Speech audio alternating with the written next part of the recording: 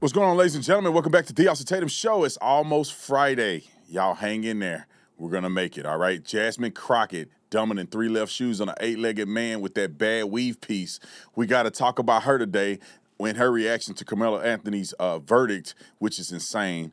Before we get to any of that, we need to go. We're going to go over the interview of Karmelo Anthony's parents and also Austin Metcalf's parents, which is going to take up a large portion of the show. So y'all stay tuned. This is going to be interesting.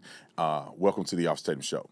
I want everybody in this room to have that same spirit, that same identity carried in your life. Make sure that you go through life and find your purpose. And we don't do this just to get a pat on the back. We do it because we came here to win. And it starts with you understanding that God has a purpose for you. This is the time to be more bold than ever before. We're all Americans at the end of the day, and we should love one another. We should be focused on what's right for our country.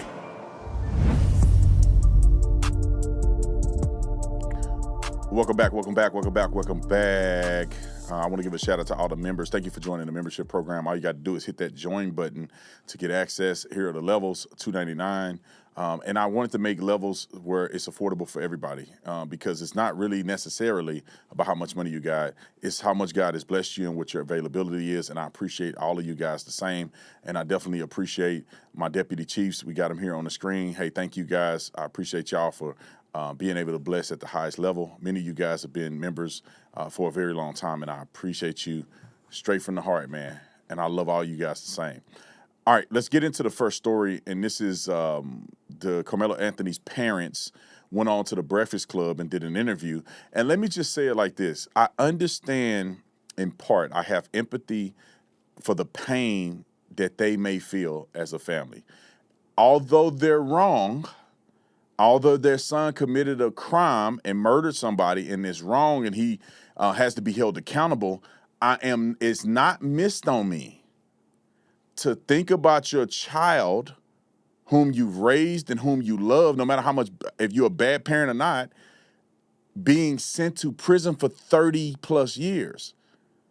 You know, I'm almost 40. If one of my children were sent to prison for 30 years, you know, what's that, 40, 50, 60, 70? I'll be 70 years old before my child is free. That is devastating. And you know these kids are young and dumb and they make poor decisions. So I know it hurt. But right is right and wrong is wrong. And none of these people are my family, so I got to keep it right down the middle. I'm just giving you the facts. All right, with that being said, let's listen to what the parents said on the Breakfast Club roto clip. So do you believe your son received a fair trial? No. Absolutely not. Absolutely not. Absolutely not. And we're going to keep fighting.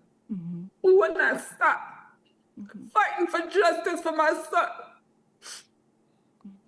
Yeah, it's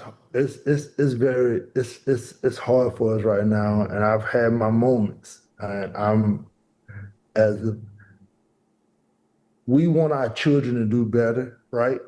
We look at our YNs. This wasn't YN. So what we gonna do about this not YN? We can make more YNs. Now you got a kid, like I just told you, everything that we're telling you right now is verified. Mm-hmm. 2 jobs with the HEB Foot Locker. That's who came to the buying him. His GPA, he still graduated through all this. He still graduated high school. Mm-hmm. He still graduated. The lady the kid he saved, this stuff really happened. He was never in trouble, and no, he was never suspended for no knife. But they had, actually what I learned was they had a smear campaign that they did. I wasn't familiar with that. Like, you know, and a lot of people that we were reaching out with, I understand business. A lot of people, you know, they got a lot of things going on. So we was reaching out, I was emailing, but everybody want to go through, you know, it's kind of a circle thing, which I understand. But I realized through this, Black entertainment is going to have to be, a Black network is going to have to be done, because I'm looking for people who would never understand. All right. Yeah. Let me chime in on this. This is what I'm saying. I understand your frustration, but y'all wrong. It appears that he got a fair trial. I mean, your son actually killed somebody. You know, it's okay that he worked at HEB. Good for him. You know, it's okay that he had a 3.0 GPA or whatever case may be and graduated from high school. Good for him. But he still killed somebody. Now, if you guys were being honest, your son probably is a YN. That's why he never took the stand. You should have had him get on the stand and be able to withstand questioning. He not a little baby no more. He 18 fighting for his life. But I personally think, and I know Sean Kent, the lawyer for Rick Chow, he had mentioned this as well, that maybe there was something in his past or something that he was involved in that they didn't want him to be subject to by taking a stand. Because if that was my son and my son was a great student and all this, why not take the stand? What can you lose? The prosecution will ask you, what was your grades like? What are you like? What do you humanize the boy? But I think there was no humanizing. He was on camera right before this with a gun and all that in the camera being a YN. Let me say this too. And I try to preach this to my sons. All of that gangster stuff and all of that, I want to be cool and doing this and I want to be like, I did all that stupid stuff and I realized that's not going to get you nowhere. It's cool and stuff on TV and all this, but in real life, that stuff is not cool. Leave that gangster stuff alone. It's not gonna, these rappers ain't even really who they say they are. And you gonna end up embodying that and get in trouble, and then you're gonna be like Carmelo Anthony. So I tell young men that I talk to, even my kids, don't do that, man. Don't be like that. I had gold teeth in my mouth doing all that stuff. Thank God I didn't get in no big trouble. But then I grew and realized I got to teach my kids and other young men a better way so you don't end up like Karmelo. All right, next clip. I want to go back to that day, that track meet. Were you guys at the event at that track meet on April 2nd? No, we were not. I was actually supposed to go to the track meet, but the weather was so bad. I just stayed home. It's like, Mama, don't come. Just stay home. Mm-hmm. And now, looking back on everything, I wish I was there. I regret not being there for my child.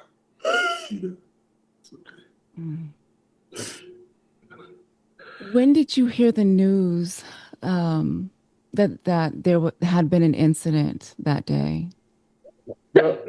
I received an email saying that there was an incident, no phone call, no anything. You know how My instinct was her to, instinct.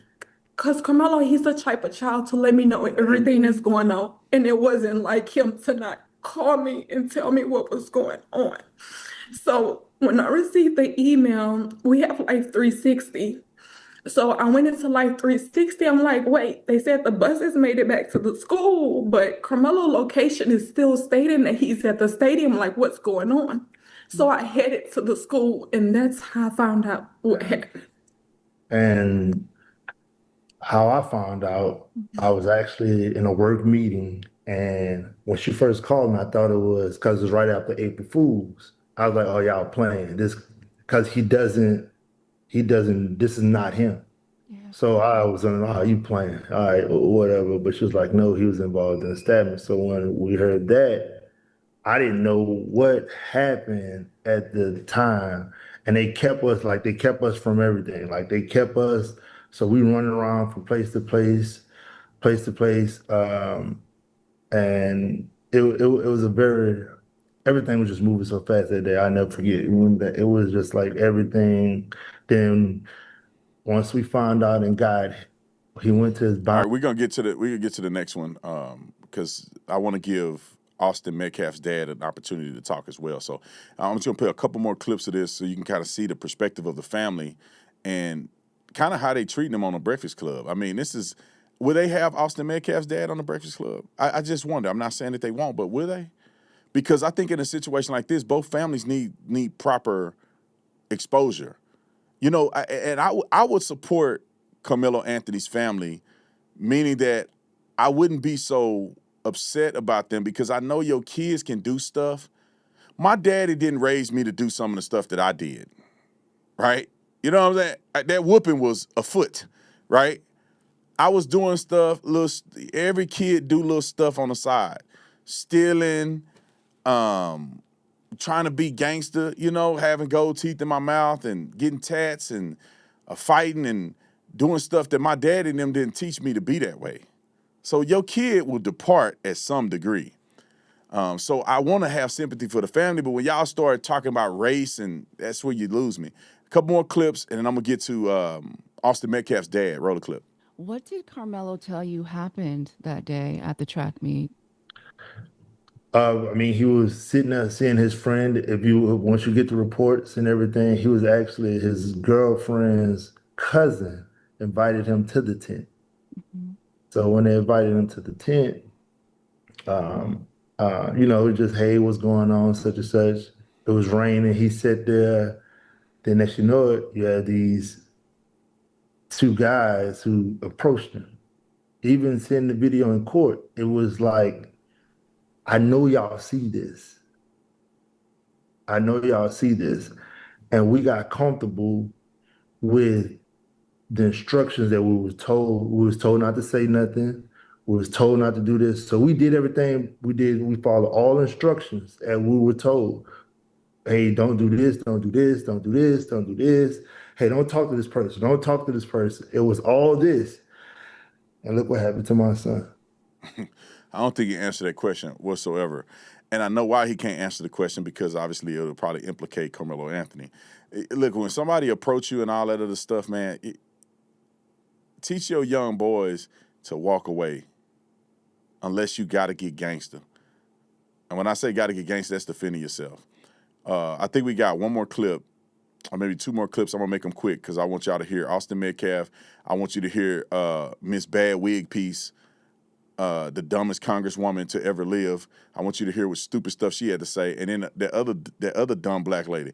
I don't know, is it in the water, bro? Is somehow black people drinking different water than other people? Because I don't understand how these people so silly. You know what I'm talking about in a minute. Let me finish this clip, and then we're going to get to Metcalf's dad. Roll it. How big of a role do you guys believe that race played into how this case was publicly viewed and how this outcome, this sentence was handed down?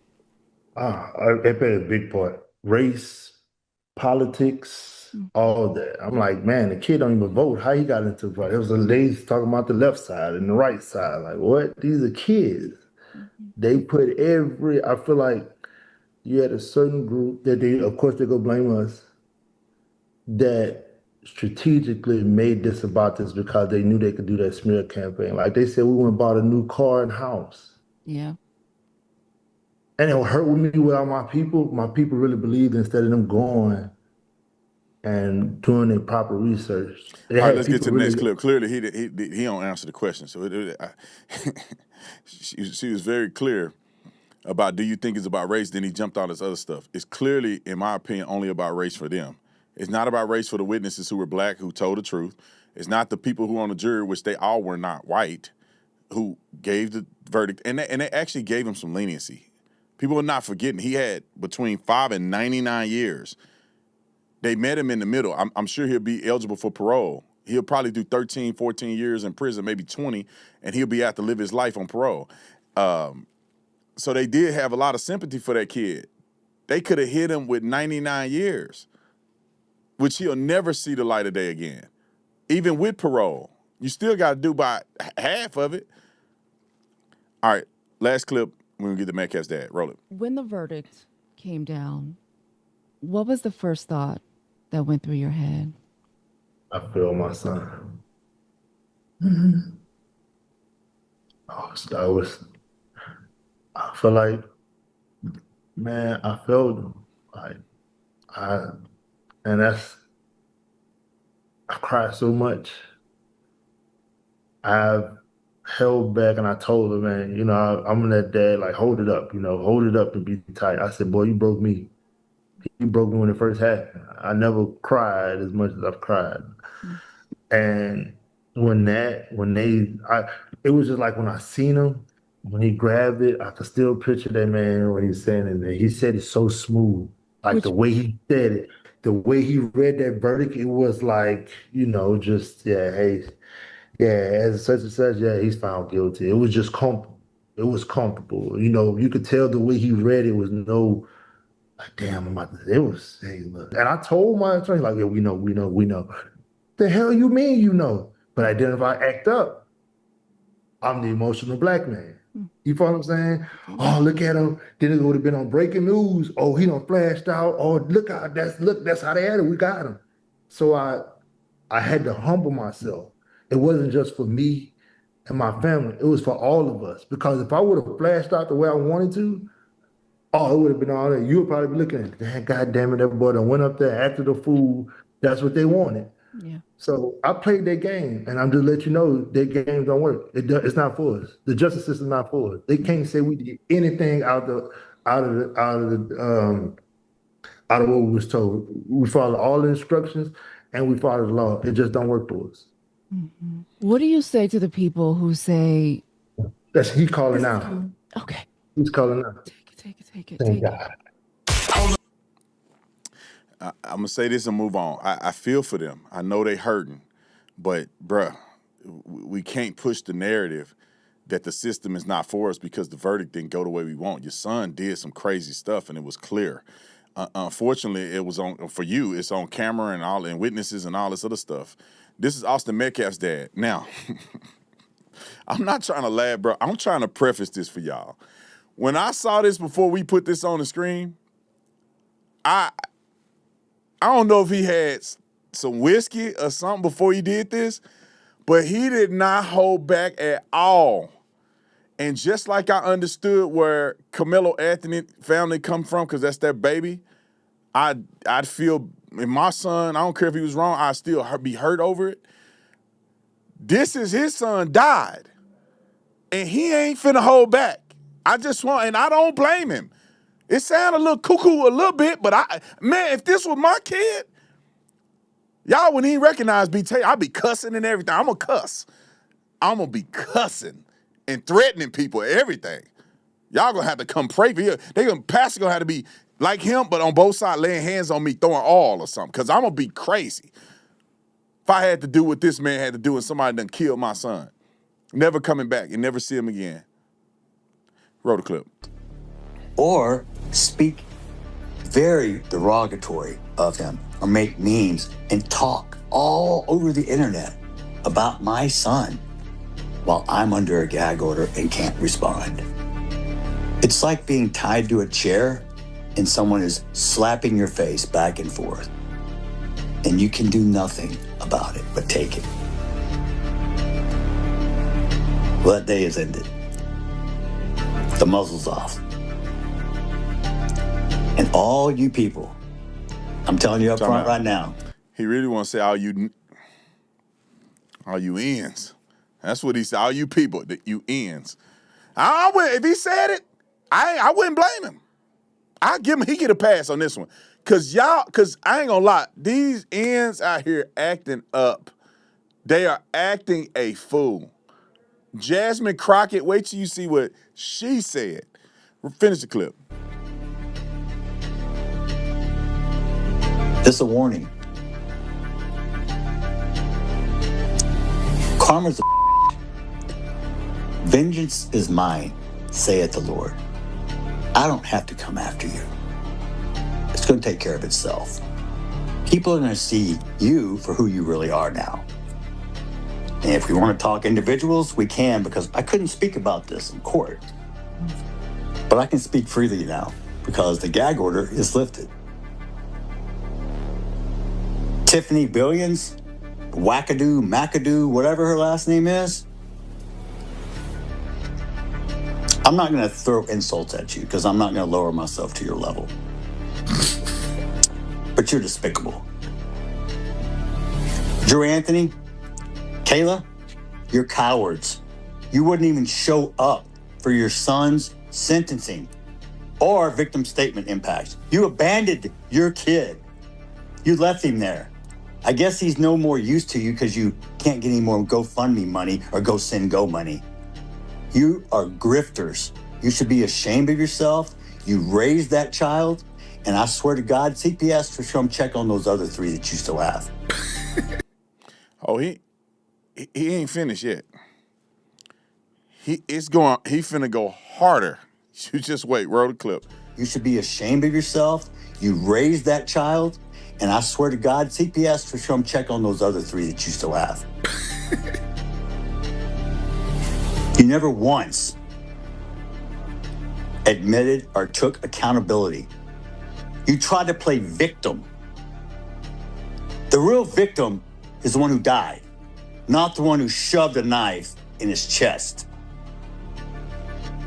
I come to pray with you and show the world we can close the gap of this unbelievable racial divide. And what'd you do? You widen the gap even further. You hire a convicted, baby-shaking felon who's only in it for the money, who gives you bad advice, kicks me out of a press conference. Oh, funny, I was somewhere I wasn't supposed to be, but I left when asked. I didn't stab anyone. And then you proceeded to gaslight me with your convicted felon, quote, advocate, minister? Minister of what? Minister irrelevant? Minister of bull? How about minister you? Y'all think I'm a saint? I'm no saint. I'm as human as you. I have emotions. Just because I'm a Christian doesn't mean I don't sin, because I don't walk on water and I don't turn it to wine. And anybody else can, step up. Don't become kicking rocks in my backyard. Look in your own. The display of adults on the internet. If your children saw how you acted, would you be proud? Or is that what you teach them? Do you teach them that racism is okay? Do you teach them, do you program your kids to hate, to kill? From day one, I said this was never about race. Please don't make it about race and don't politicize it. And what did you do? You chose both. The race card, black fatigue, it's real. I'm sorry. You have embarrassed your own culture and race. Don't get me wrong, we got a lot of people that embarrass the shit out of me too. But you guys, you got a patent on that shit. And the only people that's gonna change it are you. Don't blame the white person, because we can't change it. But you're gonna blame the white person for everything else. We're the bad ones. We're the one that held you down. Guess what? You can do everything in America that I can do. Tell me one thing you can't do that I can't do. We all have equal right. Daddy out here whooping them. And look, the crazy thing is, I ain't even white. And I agree with the white man. Y'all, see, I did this so y'all can see the contrast of the families. This man lost his son was killed. The kid who killed his son was convicted of murder. So not only is he thinking that, not only has his son actually got killed, the court of law revealed that it was the actual murder intentionally, and therefore, it's no question. It was not self-defense. His son was murdered. And he said the craziest thing that I thought was true, and white people too afraid to say this. That's probably why some people like me, because I can say what you want to say. White people got to stop being afraid to just say it like it is. Black fatigue is a real thing. See, I don't consider myself nothing. I'm a man of God. I'm an American. I ain't nobody worried about no skin color, because I ain't like none of y'all YNs anyway. Some people on my side, some people with the same skin color, we agree. We hang out, we kick it. They my friends, they got common sense, they building businesses, they raising their family, they good dads, all this other stuff, good mamas, whatever. But there's other ones that got the same skin that we ain't from the same planet. Y'all tripping. But I'm glad he said it. Because black people got to stop doing this. When I say black people, y'all know I'm not talking about every person. I'm talking about the ones who are doing this stuff. Out here blaming a white man for everything that you do instead of taking accountability for your actions. It is so exhausting to listen to people be this stupid. Exhibit A, Jasmine Crockett. Before we go to Jasmine Crockett, I want to tell you guys about Synergy. If you're looking for an energy drink that's natural, that's pure, made with green tea, authentic green tea extract, where you get your caffeine from, clean, no jitters, no crash, none of that crazy stuff. We developed it from scratch. It's not white labeled, none of that. Developed from scratch. Our formulator lives right here in Scottsdale. Night drink, help you get some sleep, get rest, get real deep REM sleep. If you're looking for a supplement that's clean, that works, money back guarantee, SynergyLife.com, SynergyLife.com. Ladies and gentlemen, let's get into Jasmine. I got a bad wig piece, Crockett. Listen to what this fool said. And this woman's supposed to be educated. This is why people don't respect black people. The people at the top of the food chain in the black community is stupid. Roll the clip. Are broken.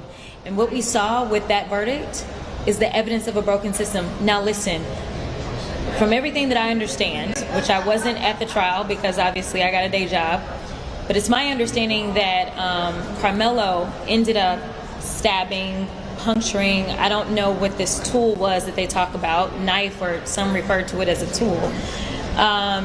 He ended up hitting Austin one time, and it was about where he hit him. One time, 2 inches. This wasn't someone who said, hey, let me stab you 5, 6, 7 times. And so when you're looking at the punishment range, there's a reason in Texas that it goes from 5 to 99 or life, because you are looking at how intentional, like how bad was this?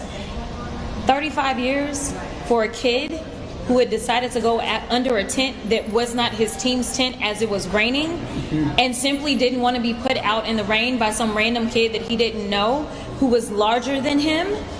Listen, a lot of people don't know what it is to live as a black person in this country, but just like you can give the benefit of the doubt to so many police officers when they go out and they shoot some black unarmed person, even though they are trained, the fact that there was little to no mercy seen or humanity seen when this black boy said that I was scared, or the fact that honestly anybody else who did something with such a small object, all I know is that it wasn't considered unlawful carrying of a weapon because the blade was not long enough, that they wouldn't even say, well, maybe this was more so something that looked like manslaughter. Took me everything in me not to say nothing. You know how stupid you gotta be to say what she said. It was an object. It wasn't even a knife. Then at the end, she go, the blade wasn't even as long. Is it an object or a knife? He only hit him one time in the heart. You ain't gotta hit him number once. You hit him in the chest with a knife. It's like saying he only shot him one time. It was a dome shot. He didn't have to shoot him more times. He went like this and went down and died. No accountability whatsoever. And y'all, you know, taking up for these police officers that's trained. That, do you know how different it is to be at a track meet and a guy say, move out of my tent, and he say, I don't want to fight you, and you stabbed him, compared to a police officer who people are trying to beat and kill? Ain't nobody asking the cop to get out of the tent and he starts shooting people. You talking about high-speed chases. You talking about fighting for your life, fighting for your gun, somebody on PCP. I mean, what are you saying? Okay. There's more. Roll it. Also, I mean, can we just be real about this? Like, who's, I mean, like, why you rolling up on somebody and being like, get out? Like, Correct. this is, to me, this is the culture that is being instigated, mostly because of like, you know, y'all know how we say on the internet, don't let your president get you fucked up, right? Like, because people get bold. They get real bold with us right now, like, you know, and this whiteness and this replacement theory crap that they on and all of this kind of stuff. And it's like, oh, we the victims, because the fact that, you know, any kid would feel like it makes sense to walk in and see this particular kid. I mean, we've all interpreted that there was a race component to this. Yes. and be like, oh, yeah, it's raining, but get out. Like, why? Like, why? Exactly. I can't believe my ears. How you gonna get run up on somebody in a cause it's they tent. That's how they can run up on their own tent. And like somebody come and stand up in your stuff and you like, you don't deserve the right to tell a person to leave your tent. It don't matter if it's raining. Go home. You ain't even running at the track meet. And you got a knife in your bag. Go home if it's raining. You under somebody. Bruh, I'm telling you, God is my witness. Let some white dudes go stay up on a black kid tent. They gonna be jumping him. When I was in high school, another team come up under the tent. See, these white kids are a lot more patient than the black kids are. I'm telling you. If you were at Dunbar High School or you at some track meet in Fort Worth and some other dude come up under the tent and you go, hey, bro, get out our tent. And you say, I ain't getting out the tent. We're going to be throwing hands. I put my life on it. We will be fighting up under the tent. The crazy thing is that they know that that's how it is, but the white kid is trying to reason with him and end up stabbing him. When he know doggone well, if them white boys came under his tent at his school, people be like, well, man, you got to get up out this tent or we're going to start throwing blows. And they act like they victims, knowing that they would have been fighting instead of talking in the first place. Oh, Lord. I'm going to have a stroke talking about these people. It's one more clip. We got two more clips. Let me play it for you so you can show your mom and them how stupid these people are. Roll it. Black women, especially Black women who have Black male children, live in fear and agony every single day. A fear and agony that I promise you, the Metcalfs probably never spent a day living that way. Hold on, time out. Who should be in fear? White mothers with white boys or black mothers with black boys? To me, the one who died was a white kid. So his white mama should be afraid of y'all YNs. Y'all the one killing people. His mama should be afraid. Black women, my mama ain't worried about me because I'm doing the right thing. My mama ain't sitting up at night worried about some white person hurting me. Well, now she might be because these nut job leftist lunatics. But I'm saying, generally speaking, as a white person, they worry about me because I'm black. Y'all got to stop this. You ain't never going to make it in life like this. Last clip, and then we got to get to some more stuff. Roll it. But the vast majority of them are white men. This White racism. men are lecturing people of color because the vast majority, actually, any semblance of diversity comes from this side of the aisle. You want to tell people of color who is fighting for who? People of color do not feel comfortable or welcomed within your party. That's why you have to parade someone who has the name Dr. King attached to them so that people can be confused, because I have been reading the comments online and people are like, who is this Dr. King? Because you want them to believe that somehow she espouses who Dr. King was, yet you've yet to have MLK the third come in here. You've yet to have Dr. Bernice King, the ones that were actually raised by Dr. King, the ones that actually probably understand the teachings of Dr. King. Oh, Lord Jesus of Nazareth, the Nazarene. People like this should be ashamed of themselves how racist they are. Why can't people be normal? Like, you telling me because you white, you can't make a judgment about black people. Because you're white, you're incapable of treating black people normal. How do you live with yourself saying it about somebody? Even though I criticize black people, I still don't say every black person is like this. A lot of y'all like this. Look at all the people I showed on TV. We don't have black people on TV that makes sense. Y'all find a person on the sports channel. Find a congressman. Go find a congressman that's out here telling the truth about Carmelo Anthony and them. The ones that represent black people that are out here that black, they all silly. Listen to hear another one. Jamil Hill, looking like a scarecrow. I can't stand these people. Listen to her, and then we're gonna be done. And then Cardi B is next, and then we done. Let this be a lesson. A lesson to who? To us, especially to teach our young black boys, because we have definitely seen this in our community, where the slightest of things has touched off something that can't be reversed.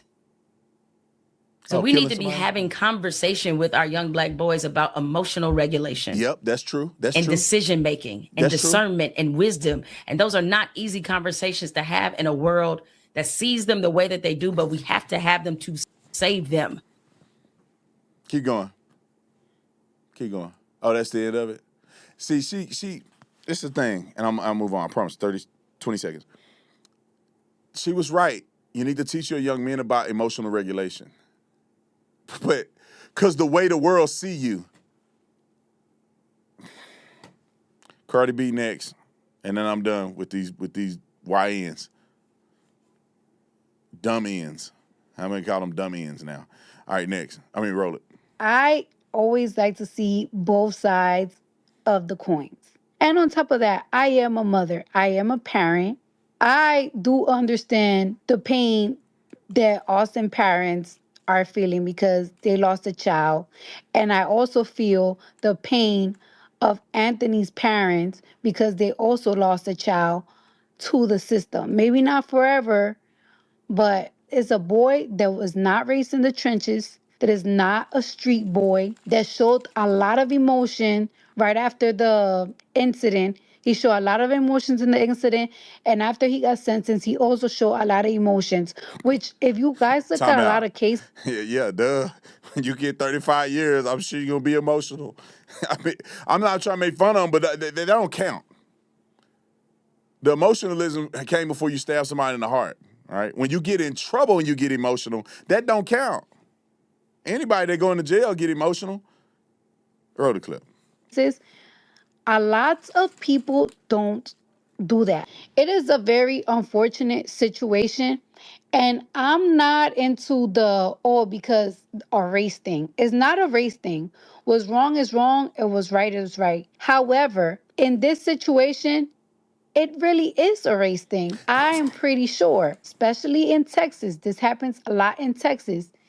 If Anthony was white and he was surrounded by a whole bunch of black football players and two twins, the case would have went extremely different. What I would tell my sons, son, don't let nobody punk you. Don't ever let nobody make you feel less of a man, and always defend yourself. I highly doubt that Anthony went over there by himself to a tent full of strong ass football players. I'm like, yeah, I'm gonna cause a ruckus. Just because you have a knife and you against 14 boys that are strong, that tackle people for a living, that's not gonna make you feel tough because somebody's gonna knock that knife off your hand. If Austin and his team felt a certain type of way that he went to the tent, he should have went to his coach. What do they tell us in school? If you have an issue with somebody, go to a teacher, go to an adult. If Austin had an issue with Anthony being in the tent, he should have went to the coach and told the coach, take him out of the tent. But Austin took into his hands to get aggressive with Anthony just because somebody provoked. All right, I feel bad for her kids because she finna get them in prison.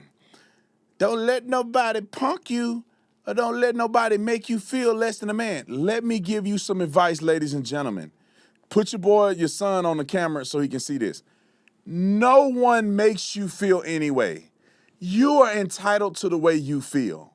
You allowed them to make you feel like you're a punk or like they doing something to you.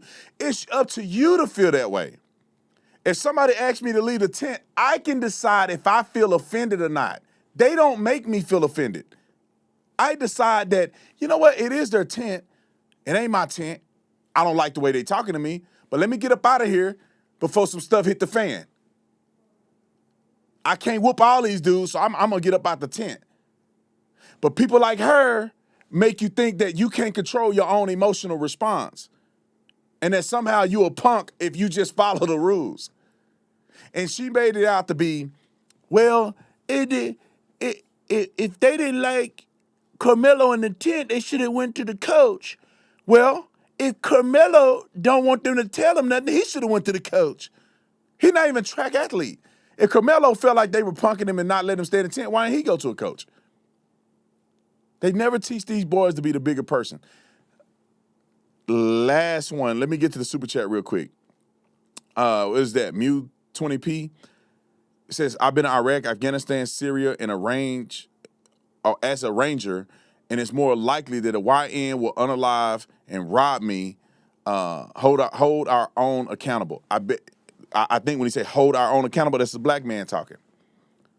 Or a black woman. I'm telling you guys, like, it's like I'm the Negro whisperer. Or I'm a whistleblower. I know, and I say this every time I go to the show because some of y'all watching me for the first time. I know how black people are raised, generally speaking, especially in the South. The South is still segregated. And I'm not saying intentionally segregated. I'm not saying unintentionally segregated. It's intentionally segregated. Black people like to live around black people. They really do. And it creates this culture in these communities where you begin to hate white people. Because think about this. If you think, man, that black man didn't do nothing wrong, that kid, and these white folks sent him to prison for nothing. That's another story in your mind. Zimmerman just killed Trayvon Martin and they didn't even do nothing about it. They let the white man off. That's in your mind. Oh man, the cop killed Michael Brown. He had his hands up, which is not even true. But that's another building block for you to hate white people. Oh man, they get to do stuff and we don't even get to do it. You start hating them more. Oh man, you got to work twice as hard as the white man to even be somebody in life. You hate them more. Oh man, they look at us like we ain't nothing, man. They think they better than us. Then you start hating them more. And then before you know it, because you don't have exposure consistently with white people, you begin to view white people as bad, evil, out to get you, and you hate them internally. I'm telling you, watch your people you work with, how they reacting to this situation. Whose side are they on?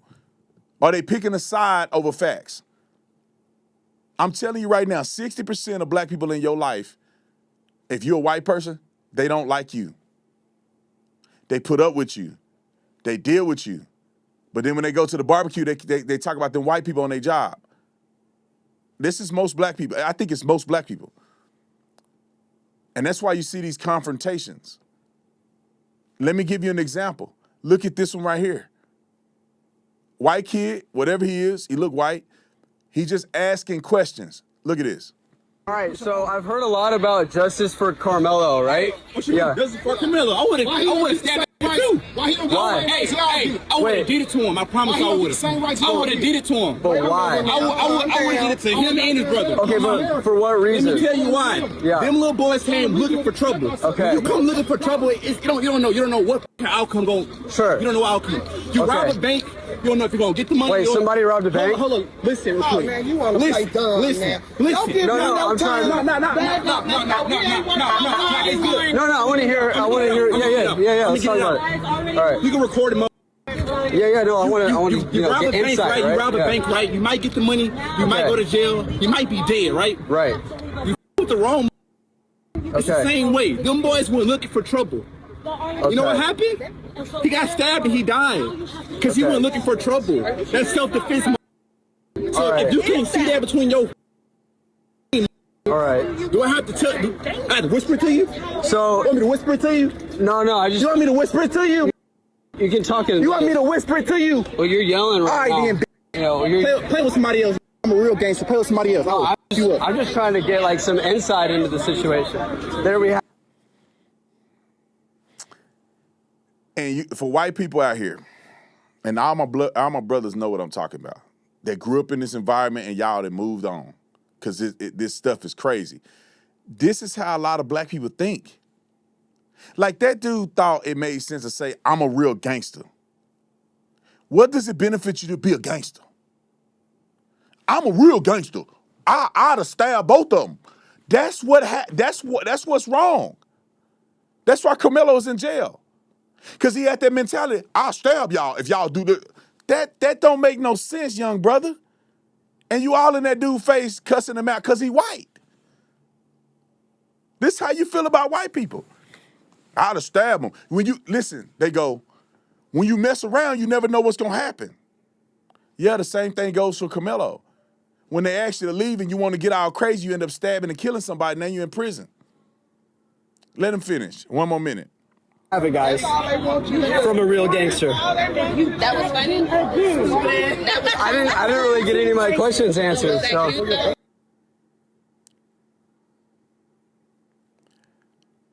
All right. I don't know what the text is down there. Oh, we got another super chat? Okay. All right, I think that was the last clip, right? All right. That took the whole show. I had to go through this, man, because this is a big cultural issue, and I want to give you guys insight so you can defend yourself when you're talking about this to your family members. I mean, this stuff is not the kid was wrong, man, and they were very fair. He got convicted on the crime that he committed, and they gave him 35 years or so. That's super generous. He could have got life. He killed somebody intentionally. They should have gave him life, but they decided to give him 30-some years. And it's a shame that people treat white people this way. Let me give y'all a quick synopsis. I got a couple minutes left. I grew up hating white people. Only the white people that was teaching at my school and I coach, I liked them white people because they different. But the average white person I did not like. And this was more subconscious than anything. I felt a sense of resentment towards white people when I was growing up. Because when all you hear is slavery and what they did to your people, and when you're young and stupid and your brain is not developed, you start picturing that every white person either did it or benefited from slavery. And then when you live in a community and you struggling, or you see struggle all around you, nobody want to take accountability. They blame the white man. And so when you grow up in that, you have no choice but to hate white people. White people done moved on. They didn't have nothing to do with this. Most white people that migrated to the United States of America migrated after slavery was over. They didn't have nothing to do with this. Let me give y'all a stat real quick, and I bet you didn't know this. There was only about, in the entire slave trade for over 2 centuries, there was only about 450 slaves in what we know now as the United States of America. There was 10 million in South America. Do you understand the disproportionality of slavery? In the United States of America, 450. That's more people live in Scottsdale than there was ever a slave in the slave trade in the United States of America. 10 million black people were in South America, and nobody's talking about slavery in South America. America was not riddled with slavery. It was a part of our history. It wasn't riddled with slavery. I'll say this too. The first slave owner in American history, that first person to ever legally own another human being was a black man, Anthony Johnson. The precedent of owning other human beings was set by a black man named Anthony Johnson. You would never hear nobody talk about this because they're liars, they're deceivers, and they want to preach hate. Black people own slaves too. White people were lynched as well. It's just that black people were lynched more. There was a period of time where white people were the most lynched, and then it accelerated to where black people were lynched almost double white people being lynched. But white people were lynched too. During the time that black people were lynched, lynching was a form of punishment and open exposure for people, some being where they believe it was justified. Some of it was just hate. Lie on you, say you did something, hang you. They hang white people too. And that was just in the South. They didn't do lynching and stuff in the North. And maybe there was some of it, but it wasn't a common practice. So with that being said,